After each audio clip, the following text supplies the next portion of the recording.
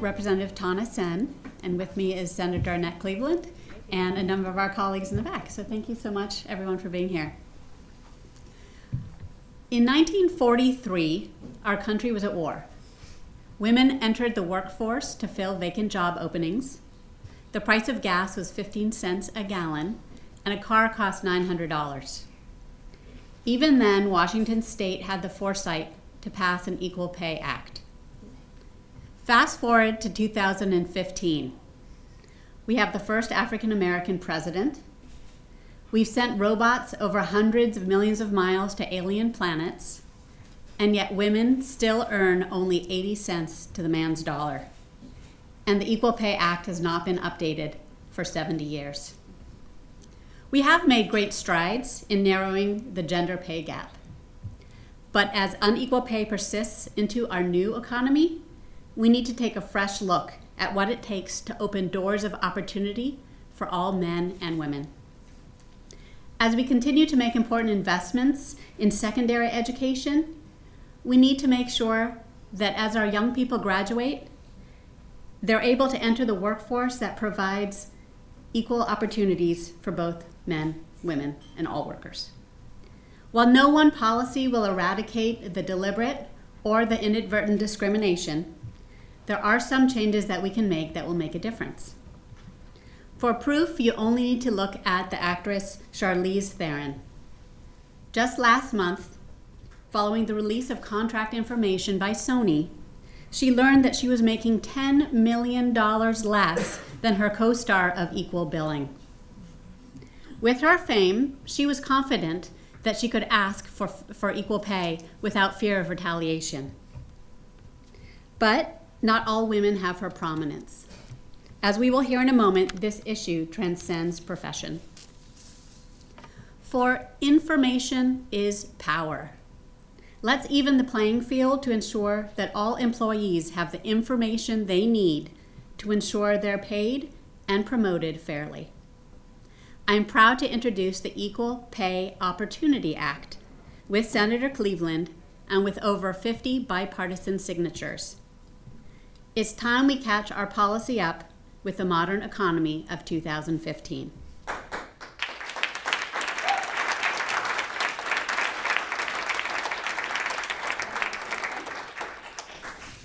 Thank you, Representative Senn.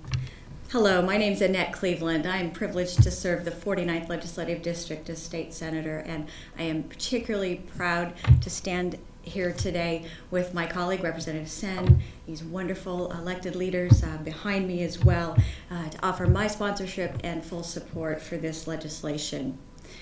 I'm proud of Washington State. We have long been a leader on issues of fairness and equality, especially for women.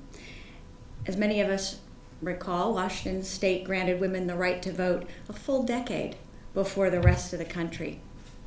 We elected our first woman to the Washington State House of Representatives more than 100 years ago, in 1913. And yet, over those past 100 years, pay discrimination is far too familiar to many of us. And its effects are known to far many of our children and our families. I've experienced myself throughout my career, as I'm sure many of you have in this room as well, pay inequity. My grandmother's generation fought for the rights that were hard won, that all of us enjoy today. My mother's generation continued that fight for equality. And as a mom standing here today, I firmly believe it's my duty to pick up this mantle and continue to fight this good fight for my daughter and for the coming generations of women ahead.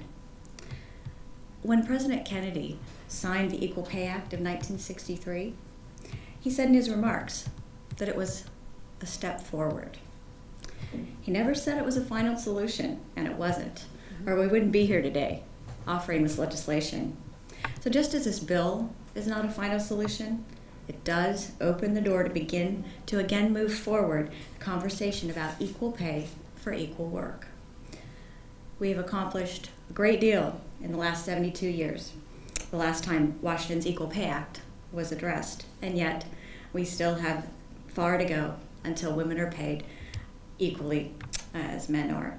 So much has changed in our society over the course of the last 72 years since 1943, including in the workplace. So let's reestablish the state of Washington as a leader for women and one that supports equal pay for equal work for all employees. So I hope that you will join me today in this effort, and thank you very much for being here.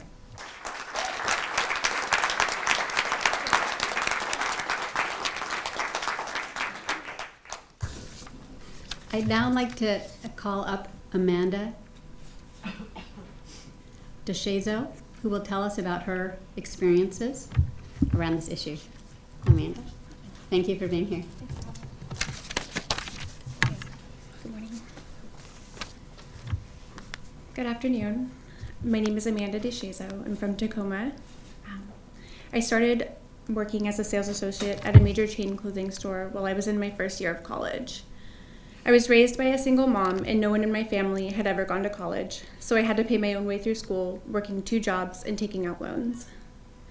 I had to continue working at the store and in a second part-time job after graduation because I could not find a full-time job. After 5 years of working for this company, I still only made 10 cents above minimum wage. There were a few male coworkers who started long after me, and I knew that they made a significantly higher wage than I did, although I was more qualified. But I was afraid to talk to my manager about my wages. Also, my colleagues and I know it's better to just show up for work with a fever and sneezing than to ever call in sick, because if we miss a shift, the manager won't put us on the schedule for the next week. Then it's 2 weeks of lost wages. I was afraid that the same thing would happen, or I would be forced to quit if I asked for higher wages, and I was barely making rent as it was. Finally, this last fall, I decided to take the risk and ask my manager for a raise. She told me she would let me know in a week, but made me wait almost a month. Eventually, she told me I would get a $1 an hour raise. This fall, I started back to school to get my master's degree, and I've stayed at my retail job. And even though it's hard to be happy working at a store that I feel doesn't value me, I still work hard. I'm putting myself into more debt and still juggling 2 jobs along with schoolwork. I'm worried, but I remain optimistic that by getting my master's degree, I will be able to find work that will allow me the pay I deserve and have worked hard for. I hope the Equal Pay Opportunity Act passes. If I'd been paid equally with my male colleagues from the start, I would not have had to struggle so much. People like me should not be afraid that we'll lose our jobs if we ask for equal pay. Thank you.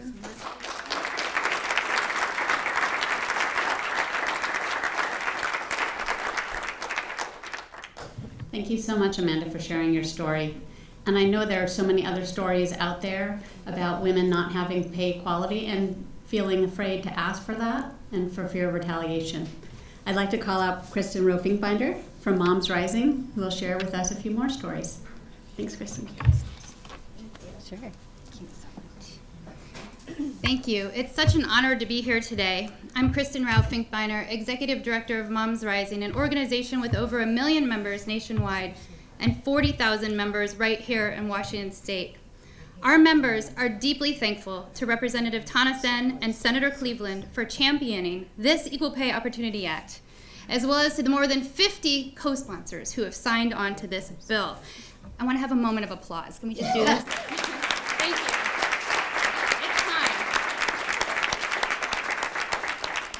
Washington's women and Washington's economy need this act. I'm going to share a few stories with you about why. One young member wrote to us, and she said, quote, "I worked for an advertising firm. At one event, it was obvious just how very many women were working for the executive director.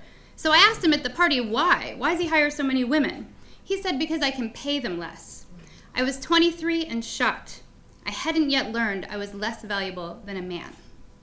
End quote. Another member, right here from Linwood, Washington, she shared, "I've been a nurse for over 35 years. On one of my jobs, my pay was $17 an hour, while a male nurse with the same job description and who had less experience and less education than I had was paid $25 an hour. I think we can all agree that's ridiculous." Another member shared, she's from Woodinville, Washington. She said it would be nice if us IT gals were paid as much as our male counterparts.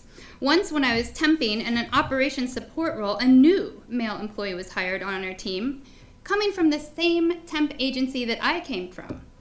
And he was hired for the same job that I've been doing for over a year at a starting wage of $25 an hour while I was making just $20 an hour. So that's a story right in from Woodinville. The issue here that we're here to address is that these women are not alone. On average, according to the US Census, women are making 78 cents to a man's dollar. And moms are stepping up. We've had moms across Washington State, over 1,500 of them, already sign on in support of paycheck fairness. You can get a copy over there. AAUW Washington has also had many, many moms and women sign on in support of paycheck fairness. And I'm also excited to say that just last night, some teens sent in this message for me to share with you, which is women are worth more than spare change. And they made this actual image. So young women are standing up and stepping up.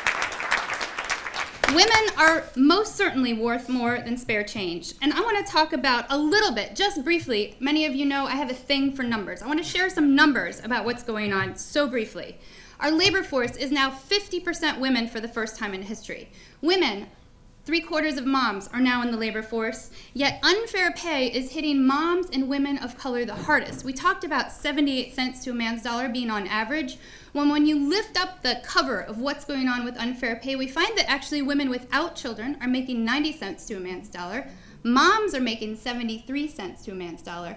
Single moms, of which 41% of births are to single moms, are making 60 cents to a man's dollar. And women of color are making as low as 45 cents to a man's dollar. This is ridiculous. It's 2015. This has got to change, and we know how to change it. We know the simple steps that we can take to have pay transparency so that we can look at what's happening with our paychecks, we can address it, and we can ask for fair pay. One thing that's important is we have to remember that women have enormous economic power. 3/4 of purchasing decisions in our consumer-fueled economy are made by women. So this isn't just a women's issue. This isn't just about what women and young girls are making in their paychecks. This is a state economic issue. When women don't have funds in our paychecks to spend in our local stores, in our local communities, then the entire economy is hurt. So when you walk out of here fighting for fair pay, because I know everybody in this room is fighting for fair pay, I want you to know that you're not only fighting for women, you're fighting for economy. And thank you to the representatives and the senators who are fighting for us. Thank you.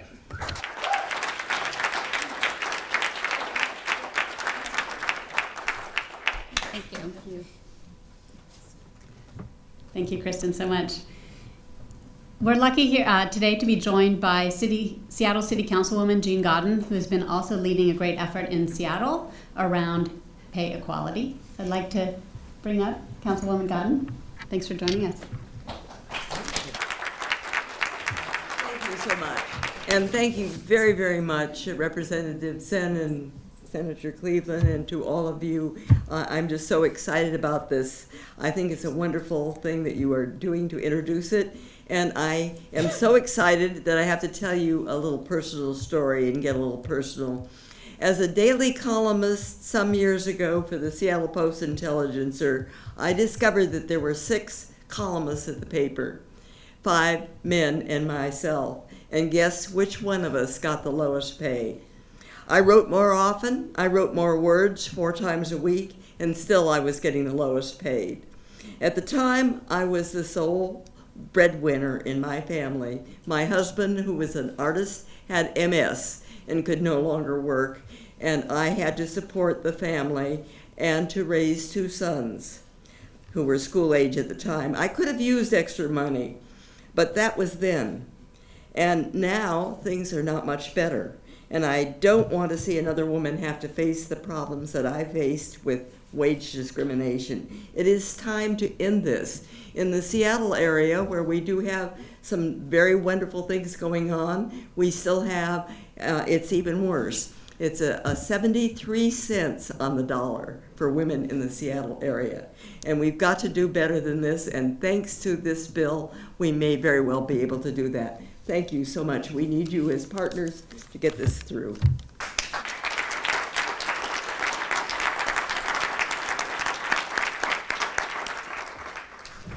I'd like to now invite Katie Badaro from PayScale to come up and share a little bit about the economics behind what we're talking about. Thanks, Katie.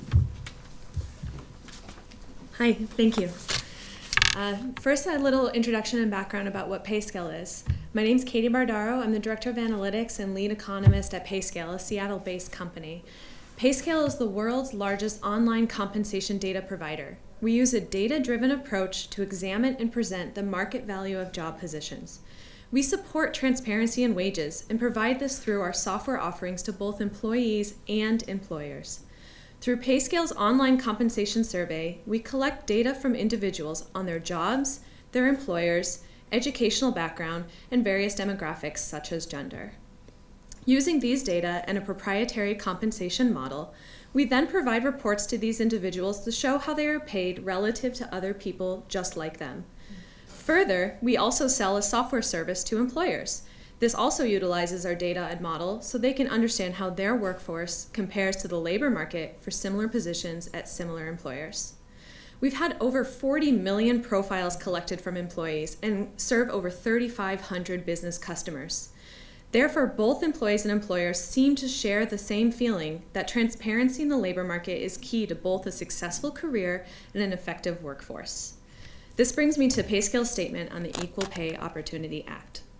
Let me first address the piece of the act that concerns the sharing of wage information among employees. Transparency around data helps build healthier workplace cultures. Namely, it creates a culture of trust and understanding.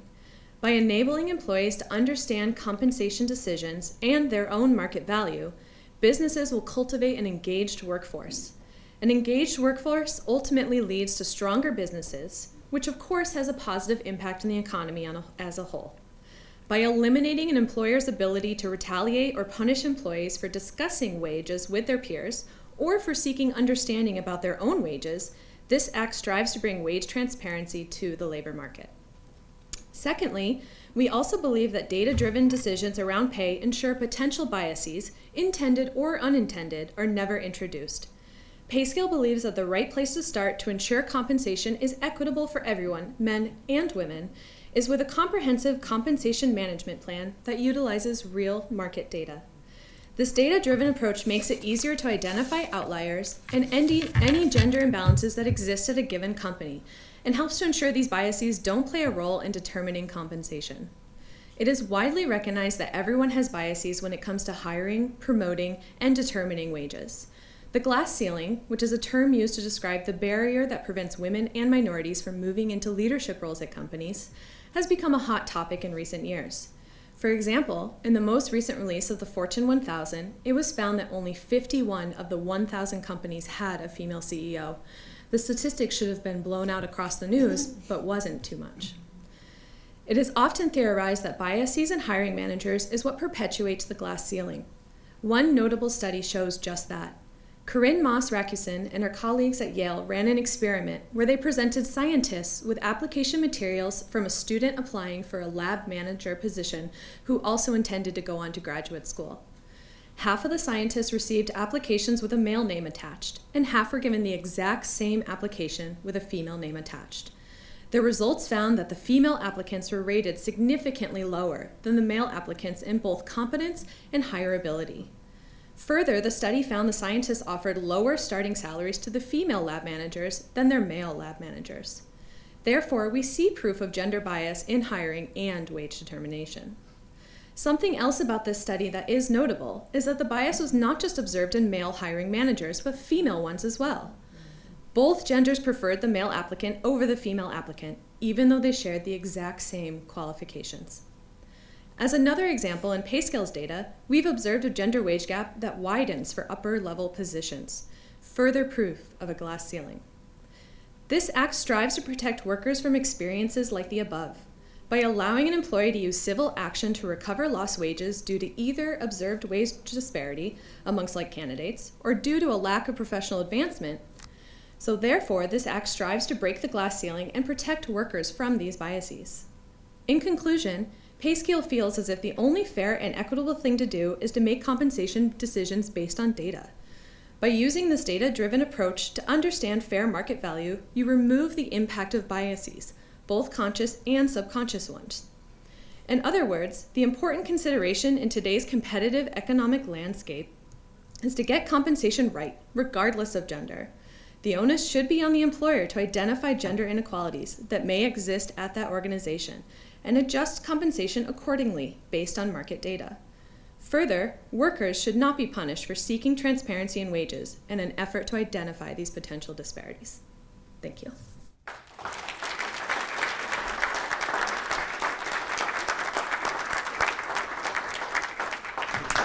Thank you, Katie. Let's get compensation right. I like that. That might become the sub-tagline there. We will have time for questions. I just want to do a quick thank yous if I can find my list, make sure I don't forget anybody. Of course, I want to thank Senator Cleveland and for Amanda DeShazo for sharing your personal story. Thank you. I know that was very courageous. Seattle City Councilwoman Jean Godden for coming down. Marilyn Watkins from the Economic Opportunity Institute for helping us put together the language of the bill, as well as Janet Chung, Pam Crone, and Nancy Sapiro from Legal Voice, also for your help. To Teresa Mosqueda and the Washington State Labor Council, Lily Wilson Cadega and the Teamsters Joint Council, and all the members of the American Association of University Women who have signed petitions and been active on equal pay, not just this year, but for many, many years. The Washington Work and Family Coalition, and the Shared Prosperity Coalition, who are supporters of this bill as well. I want to thank Katie Padaro and PayScale for coming down today and sharing your information and for all the work you're doing for workers across our country. Kristen Raufinkbeiner and Moms Rising, all of your fabulous members who've written in and who support these issues across the country. And to Kendra Cobarn, our intern, who has really helped put all these fabulous materials together, displays. And if you haven't seen them, we have some displays showing the difference across educational level that some people ask about with the differences between men and women, as well as across professions. I'd also like to thank our intern, Josh Dye, for helping out. And I want to do a special thanks, of course, to my colleagues behind me who are here to support us today. I also have to tell you a very short story. I had the pleasure of going to Miss Gagne's 4th grade class at Somerset Elementary School earlier, or late last fall. And she asked me to talk about the legislative process and walk her through a bill. So I called up a young boy and a young girl in her class and asked them to do some math problems on the board. And afterwards, I thanked them for the great work that they did, and I shared $1 with the young man and 78 cents with the young girl. And at that moment, we continued to have a conversation about what that meant and how that felt.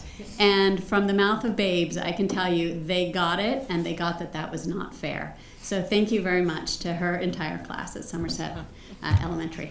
So with that, happy to take any questions. If a member has not signed the House bill, it's over on the counter there. There are copies of the bill, and the Senate copy is over here, also on a dais over here. And yeah, open up if anybody has any questions. Yeah, I'm a press guy. How much of it do you expect this bill to go through this session? Do you expect much pushback on this bill? And also on this bill, is there any state enforcement mechanism, or is it strictly if I'm a woman and I feel I'm being discriminated against, is my only recourse through the courts? I'd like to again thank our more than 50 bipartisan co-sponsors. And what I'd say is that every member here has moms, grandparents, daughters, cousins, nieces, friends who are women, and I sure hope that they can understand the impact that gender pay equity will continue to play in the economic security of their lives. And so I'm confident that they will see that and understand that the economy and our families are extremely important and that this will help bolster them. Senator Cleveland, you've got different dynamics.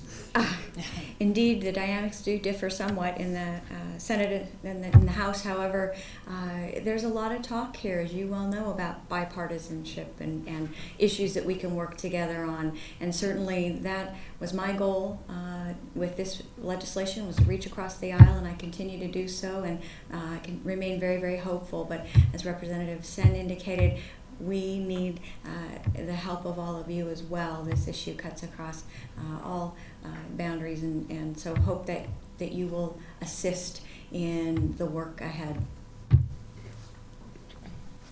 Regarding your question about enforcement, we had heard, so the Equal Pay Act currently has court remedies, and we had requests both from business and from individuals to make sure that there was administrative remedy. And so we have involved the Department of Labor and Industry that they can help explore inequality there as well.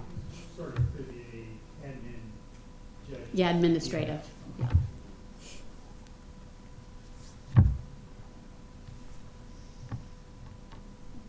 Any other questions? I could recommend that. Okay. I just want to also echo what Senator Cleveland said, that we really encourage everyone who is interested in this issue to write to their legislators to make sure that they understand and hear from you that this issue is of great importance, and that we get this passed in 2015 so that we don't have to wait another year and work in an area of inequality. So thank you all so much for coming today. Thank you. Wonderful of that. Thank you. Now our hard work begins. Absolutely.